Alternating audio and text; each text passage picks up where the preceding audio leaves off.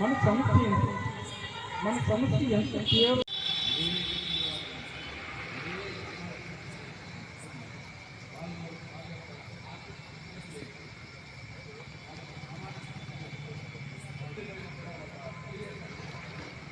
సహాయ సహకారాలు జ్ఞానంలో అందట్లేదు.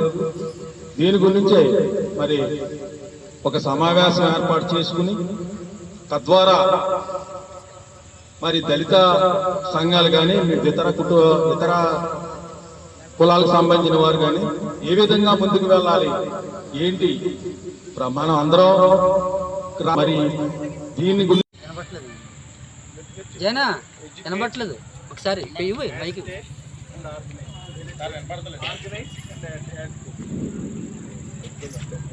అంబేద్కర్ చెప్పిన విధంగా ఎడ్యుకేట్ చేయాలి.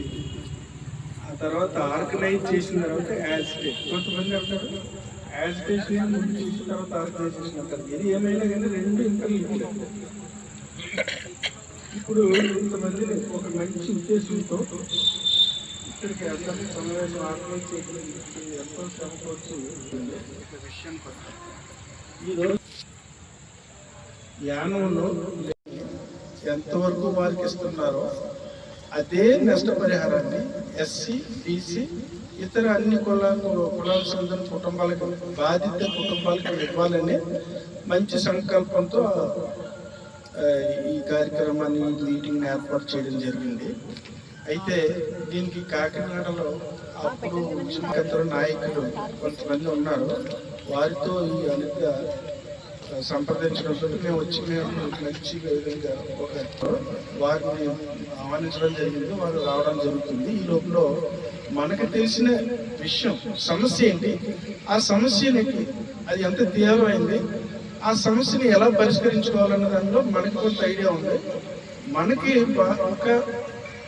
వారు ఇంకా మంచి విషయం. ఇప్పుడు సమస్యకు వస్తే ఒక 20 సంవత్సరాల క్రితం సముద్ర గర్భాలలో చమురు నిక్షేపాలు ఉన్నాయని గుర్తించారు. ఈ గుర్తించడం, అక్కడ అన్నీ తేలిన తర్వాత అక్కడ బ్రిడ్జ్ కట్టడం, సముద్రం లోతుల్లో అనేక నీళ్లు తవ్వారు. ఆ నూతుల్లో నుంచి చమురు నిక్షేపాలు ఉన్నాయని తెలుసుకున్నారు. అవి తోడుతున్నారు. అవి తోడి నదుల గుండా మన యానం ఆంధ్ర భూభాగాల్లో దాన్ని పెద్ద పెద్ద పైపులు గుండా తీసుకొచ్చి ఇక్కడ నిక్షేపించి ఇక్కడ నూతుల్లో భద్రపరిచి ఇక్కడ కొద్దిపాటి చేసి మిగతా మత్స్యకారులకి నష్టపరిహారం ఎలా చెల్లిస్తున్నారో మనకి చెల్లిస్తారా లేదా, మనకి అందుకు అర్హులమో కాదని చెప్పడానికి. కనుక మన ఈ సమావేశం కానీ దీని తర్వాత ఒక స్టెప్కి వచ్చాం. ఇక మీదట ఇది రాజకీయ పందాలు, నాయకుల పందాకు వెళ్ళి మనందరం కలిసి ఉద్యమం చేస్తే మన ప్రభుత్వం దృష్టిని తీసుకొస్తున్నాం. ఈ సమస్య ఇది అని, ఈ సమస్యని పరిష్కరించే బాధ్యత ఆ కంపెనీలది, ప్రభుత్వానికి. మన సమస్య మంచిది, ఇది జెన్యూన్ అని తెలిసిన తర్వాత స్పందిస్తే మనకి నష్టపరిహారం వస్తుంది. అయితే మనకి ఎలిజిబుల్లా కాదా అనేది ఇప్పుడు నిర్ణయించాలి. చమురు పైకి వస్తుంటే నీటిలో కలిసిపోవడం అందరికీ, ప్రతి ఒక్కరికి చూపించారు. అంటే అక్కడ పైపులు మంచి పైపులు వేయలేదని కాదు, పనివారు ఉద్యోగస్తులు సరిగా పనిచేయలేదని కాదు, వాళ్ళు పటిష్టమైన బలమైన పైపులు వేశారు. ఆ పని అంతా సక్రమంగానే జరుగుతుంది. పైపు గుండా ముడి సరుకు చమురు వస్తా ఉంది. అయితే దాని తర్వాత అనేక విషయాలు దాని మీద ప్రభావం చూపిస్తాయి. నీటి పోటుపాట్లు, నీటి యొక్క ప్రవాహం, చేపల తాకిడి వల్ల, ఇంకో విషయాల వల్ల, మనకు తెలియని విషయాల వల్ల లోపల ఆ పైప్ పగిలిపోవడం జరుగుతుంది. ఆ పైప్ పగిలిపోయిందంటే అర్థం ఏంటి, ఆ చమురు ముడుకు నీటి కాలుష్యం ఏర్పడుతుంది. ఆ నీటి కాలుష్యంలో ఏమవుతుంది, యానం నుంచి మనకి మార్గదర్శకత్వం ఇవ్వడానికి శ్రీ చంగలరాజు గారు వచ్చారు. వారిని దుస్సాలతో సత్కరిస్తారు. మిగతా వక్తలందరినీ ప్రసన్నగా ఉంటుంది. తర్వాత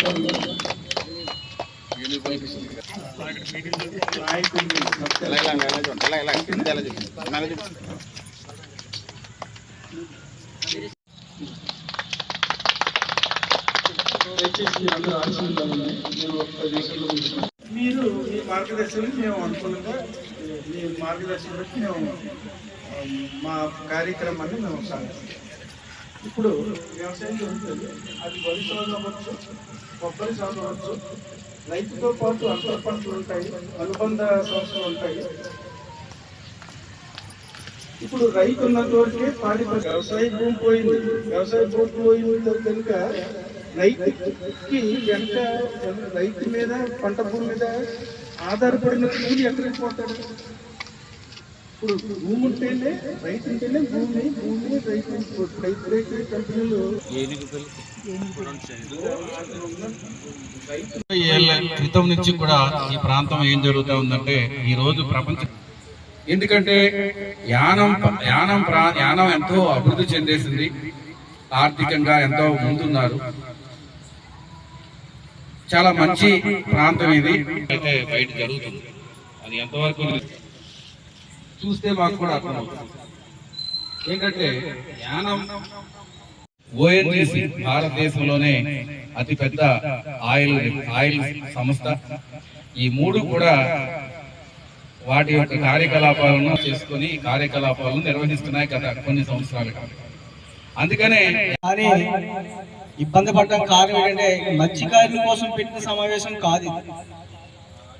ఈ రిలయన్స్ కంపెనీకి సంబంధించి కాంపోజిషన్ యానంలో ఉన్న అందరికీ వర్తించాలనే ఉద్దేశంతో పెట్టిన సంస్థ తప్ప వేరే ఉద్దేశం కాదు. ఎందుకంటే ఇక్కడ ఇంజులం కానీ కోలంక కానీ ఇక్కడ పక్కన ఉన్న తాళాలు కానీ ఈ చుట్టుపక్కల ప్రాంతాలకి దీనికి కాంపోజిషన్ కొన్ని కమ్యూనిటీకి చెందిన 5% కూడా ఉద్యోగాలు ఎవరికి అందదు. అది కూడా ఎలా అంటే రికమెండేషన్ వల్ల అందినాయి తప్ప డైరెక్ట్ కంపెనీ. అక్కడ ఉన్నటువంటి రైతులకి వాళ్ళకి ఇవ్వాల్సిన నష్టపరిహారం ఇచ్చి మిగతా వారు ఎవరికి కూడా ఏమి ఇవ్వకుండా చేసడం అనేది చాలా అన్యాయం అని చెప్పేసి ఈ సందర్భంగా తెలియజేస్తున్నాను. అంటే నాకు తెలుసున్నంత మట్టుకు మాట్లాడుతున్న విషయాల్లో నాకు కూడా పెద్దగా తెలియదు.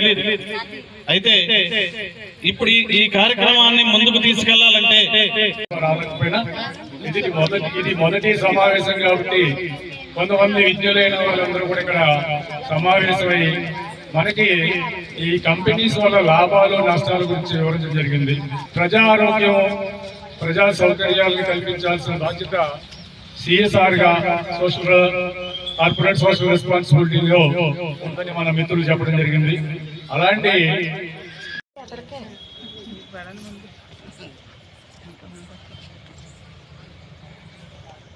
వన్ సెకండ్ వెయిట్ చేయండి.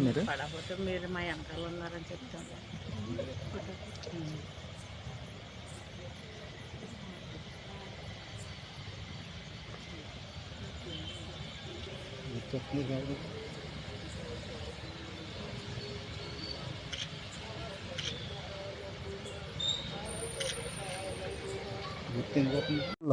బాధిత మత్స్యకార కుటుంబాలకు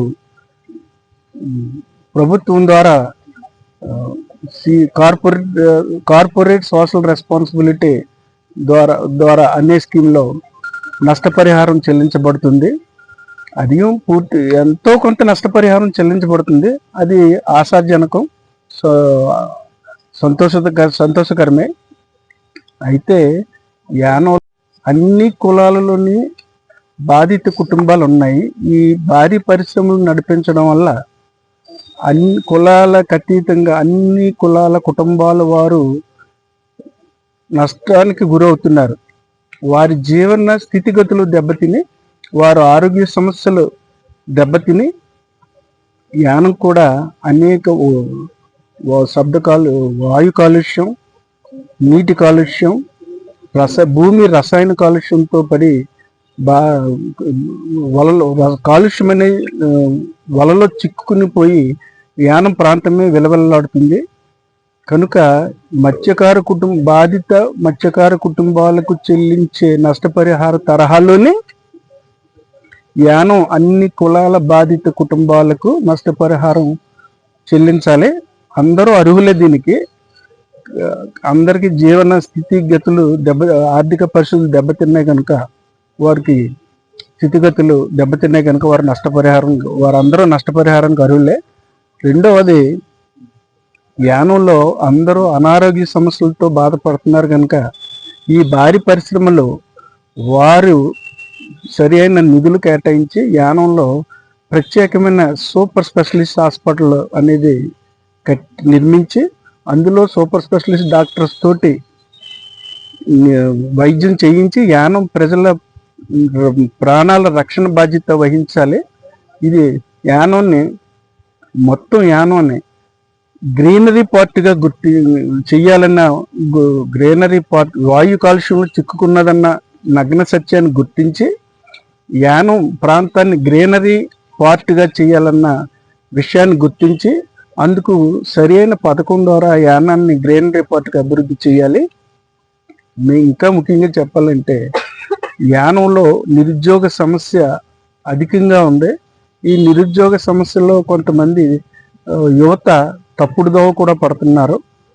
కొన్ని తప్పుడు మార్గాలు కూడా పట్టవలసి వచ్చింది, గార్చేరి మార్గం పట్టింది కనుక ఈ భారీ పరిశ్రమలు బాధ్యతగా తీసుకుని యానంలో ప్రజలందరికీ నిరుద్యోగులందరికీ ఉపాధి కల్పించాలని కోరుకుంటున్నాం.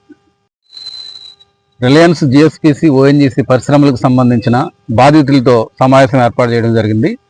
వీళ్ళు బాధితులను ఎందుకంటున్నామంటే ఇక్కడ ఓఎన్జిసి ఈ 3 భారీ పరిశ్రమలు పెడుతున్నప్పుడు ఇక్కడ సోషల్ ఇంపాక్ట్ అసెస్మెంట్ కానీ, ఎన్విరాన్మెంటల్ ఇంపాక్ట్ అసెస్మెంట్ కానీ, ఎకనామికల్ ఇంపాక్ట్ అసెస్మెంట్ కానీ జరగలేదు.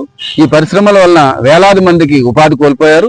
ఉపాధి కోల్పోయిన వారికి ఇంతవరకు కూడా జీవనోపాధికి తగ్గ చర్యలు తీసుకోలేదు. మరి పరిశ్రమలు మొదలయ్యి ఉత్పత్తులు ప్రారంభించినప్పుడు కూడా ఇక్కడ స్థానిక ప్రజలకి 75% స్థానికులకి ఉద్యోగ అవకాశాలు కల్పించాల్సి ఉంది. ఇంతవరకు స్థానికులకు ఎవరికి కూడా యానంలో ఉద్యోగ అవకాశాలు కల్పించలేదు. చాలా రాజ్యాంగ హక్కుల ఉల్లంఘన జరుగుతూ ఉంది. ఇక్కడ మానవ హక్కుల ఉల్లంఘన జరుగుతూ ఉంది. ఎవరైతే డైరెక్ట్ ఇంపాక్ట్ అయిన వాళ్ళు, ఇండైరెక్ట్ ఇంపాక్ట్ అయిన వాళ్ళు ఎవరైతే ఉన్నారో ఇండైరెక్ట్ ఇంపాక్టెడ్ పీపుల్ కి, ఎఫెక్టెడ్ పీపుల్ కి కూడా ఇక్కడ లైవ్లీహుడ్ కి సంబంధించిన కాంపన్సేషన్ ఇవ్వాల్సిన అవసరం ఉంది.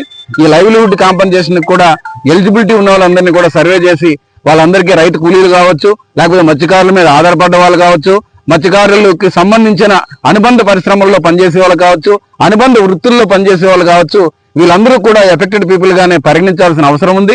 దీనికి సంబంధించి సుప్రీంకోర్టు గైడ్ లైన్స్ ఉన్నాయి. ఈ సుప్రీంకోర్టు గైడ్ లైన్స్ ని ఫాలో చేస్తూ ఇమీడియట్ గా ఈ పరిశ్రమలకు సంబంధించిన వాళ్ళు దీనిపైన చర్యలు తీసుకోవాల్సిన అవసరం ఉంది.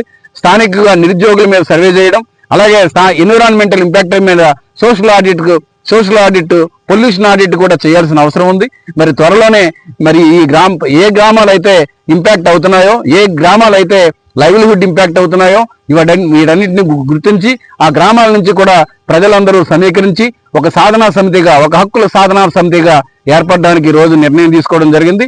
మరి త్వరలోనే దీనికి సంబంధించిన కార్యాచరణ ప్రణాళిక మరి పెద్దలు, మరి స్థానికంగా ఉన్న వాళ్ళు, మరి మా కోఆర్డినేటరు, ఎన్విరాన్మెంటల్ కోఆర్డినేటర్ అయిన అనితశ్రీ గారు, మరి ఇంకా ఇక్కడ ఉన్నటువంటి పెద్దలు, మరి రిటైర్డ్ అధికారులు వీళ్ళందరూ కూడా పాల్గొన్నారు. మహిళలు త్వరలోనే కార్యాచరణ ప్రకటిస్తామని ఈ సందర్భంగా తెలియజేస్తాం. మత్స్యకార సోదరులతో పాటు మిగతా అన్ని కులాల వారికి కూడా నష్టపరిహారమైనటువంటిది ఇవ్వాలని చెప్పేసి ప్రధాన లక్ష్యంగా బుద్ధా పార్కులో ఈ సమావేశం ఏర్పాటు చేయడం జరిగింది. ఎందుకంటే ప్రత్యక్షంగానూ పరోక్షంగానూ కూడా ఈ యొక్క కంపెనీల వల్ల వచ్చే జల కాలుష్యము, వాయు కాలుష్యము, ఇతర కాలుష్యాల వల్ల చాలా మంది అనారోగ్యం పాలవుతున్నారు. అందుచేత అందరికీ నష్టపరిహారం ఇవ్వాలని, అదేవిధంగా సెంట్రల్ గవర్నమెంట్ సూచించినట్టు 75% ఉద్యోగ అవకాశాలు పరిశ్రమల్లో కల్పించాలని చెప్పేసి ఈ సమావేశంలో నిర్ణయం తీసుకోవడం జరిగింది.